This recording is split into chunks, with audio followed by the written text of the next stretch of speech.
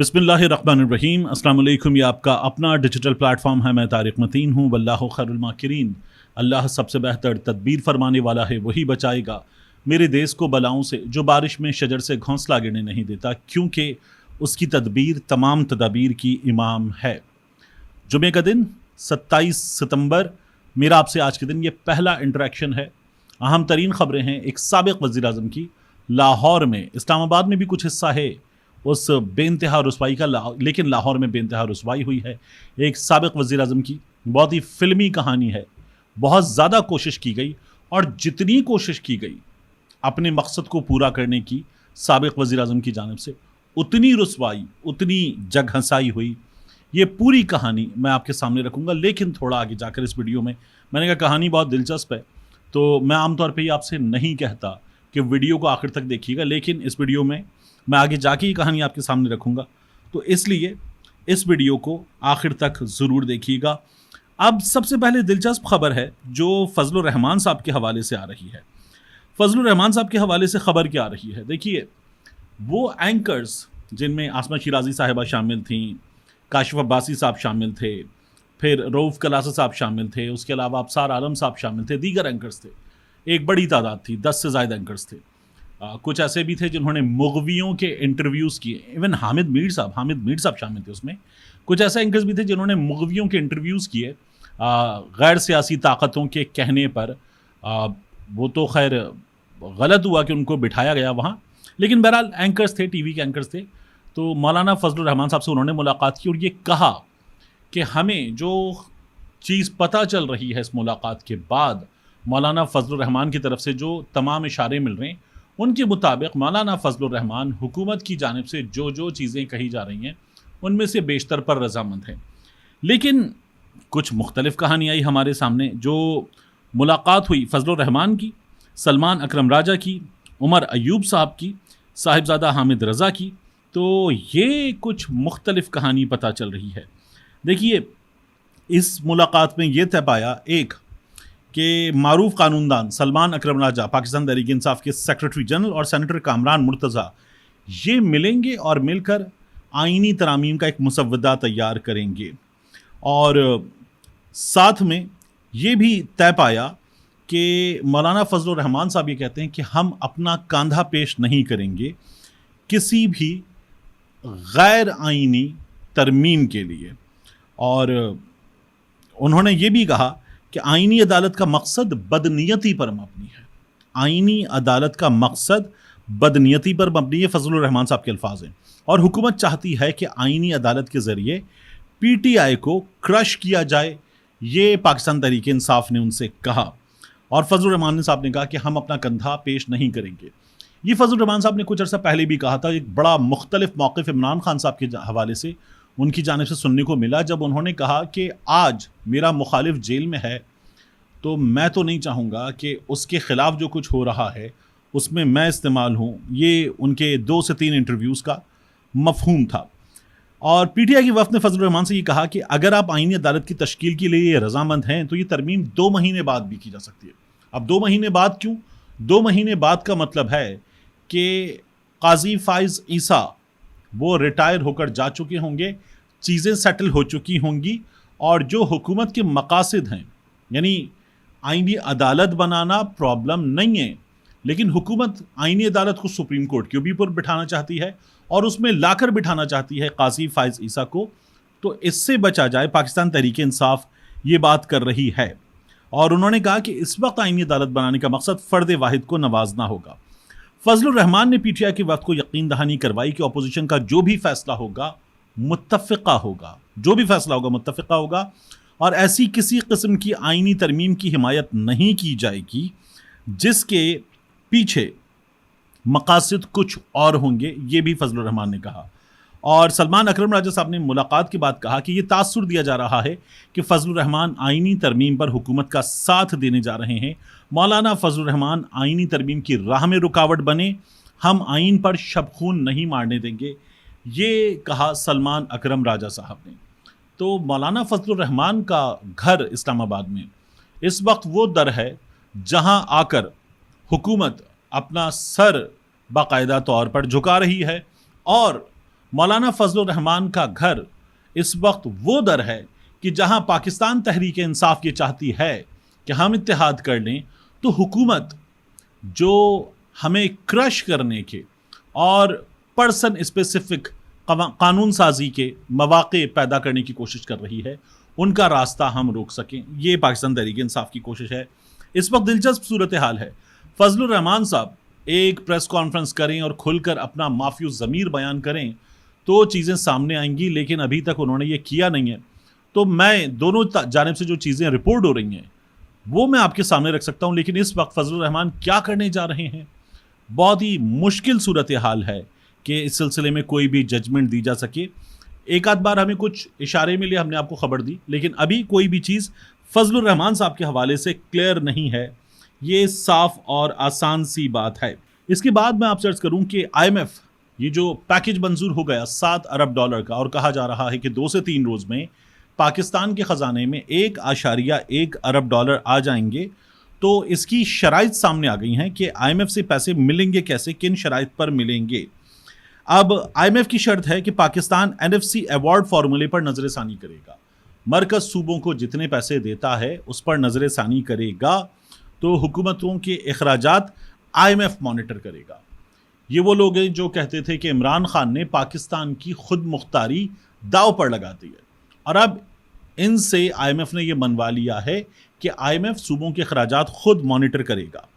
وفاق اور صوبوں کے درمیان نیا NFC نیشنل فائنانس کمیشن ہوگا، وفاق اور صوبوں کے درمیان NFC پر بات چیت جاری ہے، یہ IMF کی شرائط کے بعد خبر آ رہی ہے۔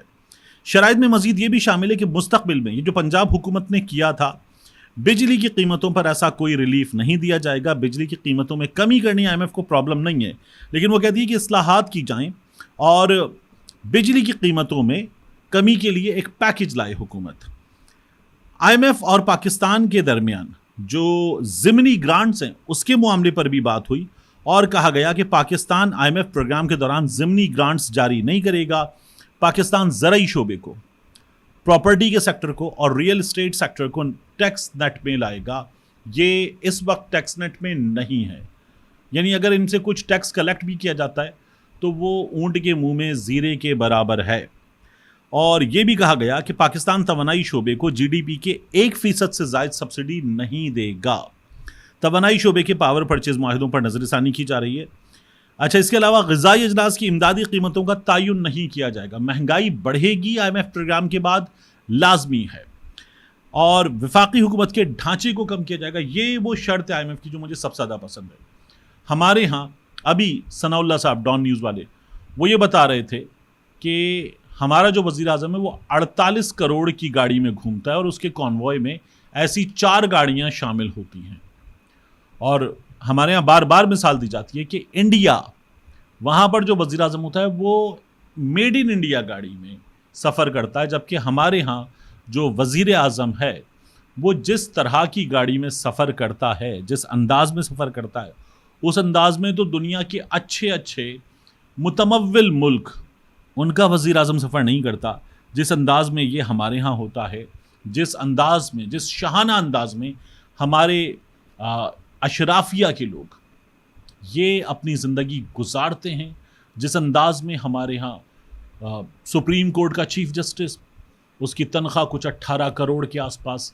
ہماری سپریم کورٹ کے بعض ایسے ریٹائرڈ چیف جسٹسز ہیں جن کی تنخواہ موجودہ چیف جسٹس سے بھی کوئی 5-6 لاکھ زیادہ ہے پینشن کی صورت میں۔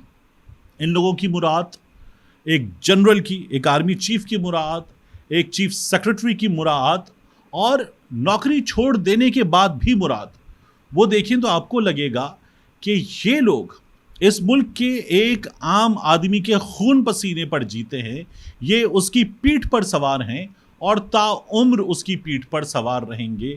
یہ اس ملک کا ڈھانچہ ہے، اس ملک کا جج، اس ملک کا جرنیل، اس ملک کا بیوروکریٹ، اس ملک کا سیاستدان، اور اس ملک کے پھر یہ جو ایلیٹ کے لوگ ہیں جب یہ ریٹائر بھی ہو جائیں، وزیر اعظم، چیئرمین سینٹ، بڑے بڑے عہدیدار، تو یہ اس ملک کے لوگوں کا خون پیتے رہتے ہیں۔ یہ ایک بہت بڑی حقیقت ہے۔ ایک عام آدمی کچھ نہیں حاصل کرتا اس ملک کے قومی خزانے سے۔ اب اس کے بعد IMF کی شرائط میں یہ سب کچھ ہے اور ہمارے سامنے آ رہا ہے کہ یہ بھی بہتر کرنے کی ضرورت ہے. IMF نے اس سے پہلے بھی ہماری حکومتوں سے کہا ہے کہ جو بیوروکریسی کے لوگ ہیں، سول اور ملٹری، ان کے بھی، جج صاحبان کے بھی ہمیں اثاثے وغیرہ بھی بتائیے. تو انہوں نے انکار کر دیا تھا کہ نہیں، یہ کیسے ہو سکتا ہے.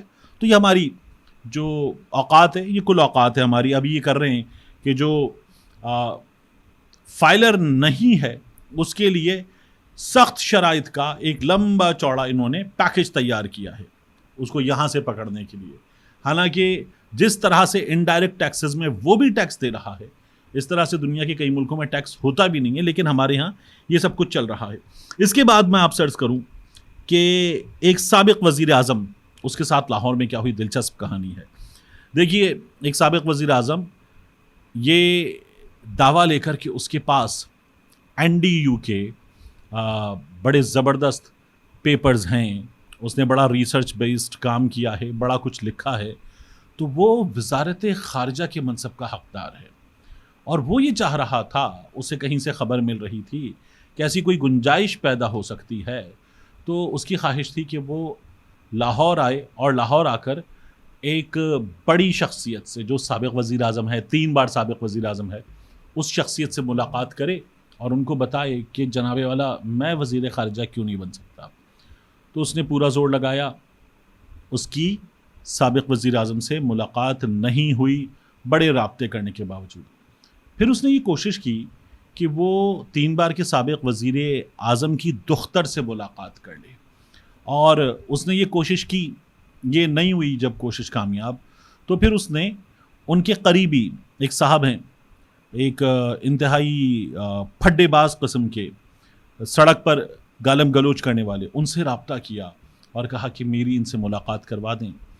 اس نے یہ بتایا کہ جی وہ فلاں منصوبہ ہے، پھر فلاں منصوبہ ہے، پھر فلاں منصوبہ ہے.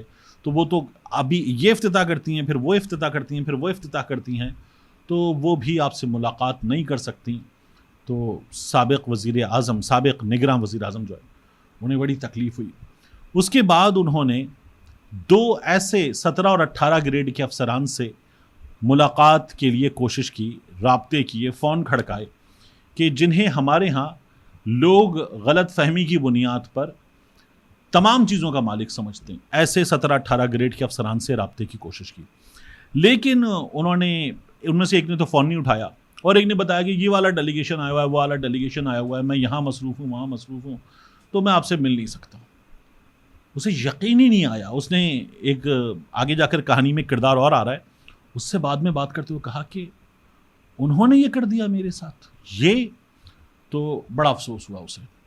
اب اس نے پھر ایک آدھ اور چاپلوس قسم کا کیریکٹر تھا، اس سے ان لوگوں سے ملاقات کے لیے کوشش کی، یہ بھی نہیں ہوئی. پھر وہ سابق نگراں وزیر اعظم جو ہے، وہ پہنچ گیا لاہور کے وسط میں ایک سڑک ہے جس کے نام کے ساتھ جیل جڑا ہوا ہے. اس سڑک سے قریب ایک مقام ہے جہاں الٹرا ساؤنڈ بڑا مشہور ہے.